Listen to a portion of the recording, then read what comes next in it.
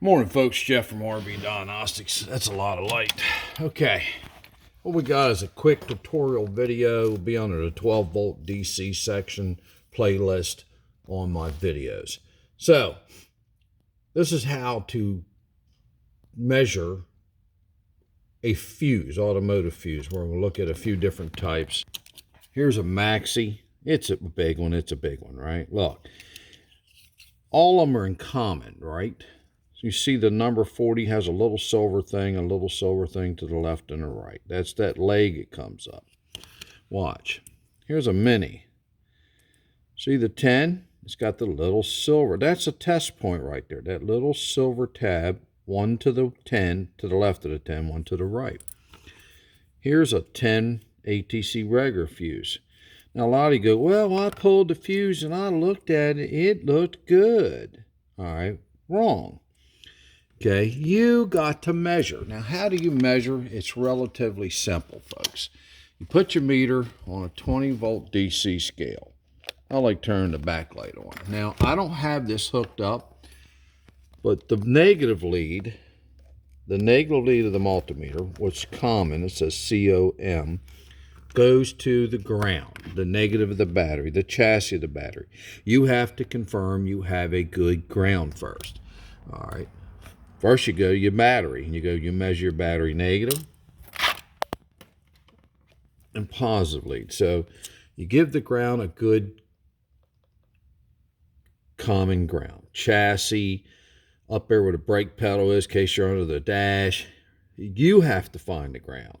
So that's stuck on ground. Then you go to each one of these fuses, right? Let me put you on pause.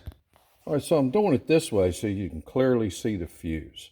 A lot of you look at the fuse and go, oh, it's good. We already went over that. What you're going to do is you're going to take your positive of your multimeter lead, touch it in that little metal tab. So one side is feed. You're going to go, okay, I'm getting 12 volts. Well, we're getting 0 right now because I'm not hooked up to a battery. Unfortunately, the vehicle I have in here has a real tough fuse box to get to, and I'm not doing that at 7 o'clock in the morning. So here we go. So I test there, and I say, oh, I got 12 volts. Then I test here. If I get 0, then I have something wrong with my fuse. If I get 12 volts here, 99% sure the fuse is good. All right, it doesn't mean that the wire coming out of the bottom of the fuse holder, this will be a box of them or individual one, wherever you find them, say, you'd be looking for there. It doesn't mean that the wire's good. It just means the fuse is good. So you pull this out, put you on pause. Now this is how this is supposed to work. One side's supposed to be hot. See the little socket there? You go, yep, I got 12 volts. We got 0 right now, but let's say that says 12 for training purpose. Then you go here, you should get nothing. So one side is always hot, one is not. Then you look, a lot of you pull all your fuses. Well, that's up to you. You can pull them all day long. That's what they make them little test points for. And then you got this style of fuse. It's like a German one. You see it, you can barely see it in there, right? Look at that. It'll see if it's blown. Then you got the mini fuse, all right? Yeah, it don't look blown, but it still has the test points to it right in there, right there. So you would put your multimeter lead, and the big one, that's easy to see, but sometimes there's a bunch of them together.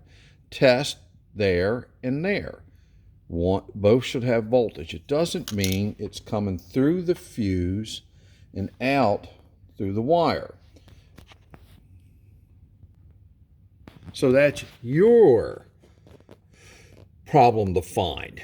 You're just confirming that the fuse is good. A lot of you run into hairline cracks on fuses, all right? And I made a class on that too, but all right, so this is Jeff from RV Diagnostics, a quick way to test your fuse. Remember, test your multimeter first at the battery, 20 volt DC scale. What's the motto? Test, not guess. Thank you very much, folks. I got to get back to work on this one. Safe travels. May your campfires burn bright till we meet again, whether it be on here, The Facebook page, RV Diagnostics Troubleshooting, was like a couple, like 50 away from 25,000 members and 16,000 members continuously every day monitoring the page. Thank you. The website, which I don't know why a lot of you don't join, it's $118 a year. It's $9.30 a month. You can't even get a tank of gas anymore for $118.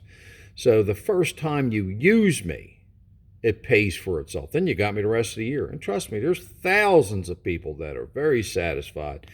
Matter of fact, I would say 600 of them don't even bother me anymore. They just keep joining. They have learned their RV so well.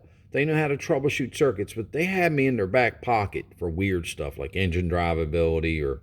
All right, so I'm cheap insurance, $9.30 a month. No, you can't buy it monthly. You got to pay $118 up front. All right, I got like 30 emails last month. Hey, can I pay you $9.30 a month when I use you? No. I said, call an RV tech. It's $100 to $170 just for him to show up. Then he charges you per hour. All right, and what's the other one? You can get me on the YouTube channel. It's here. Folks, there's 370 troubleshooting videos plus step by step. This is one of them. Thank you very much. This is Jeff from RV Diagnostics. The motto is test, not guess.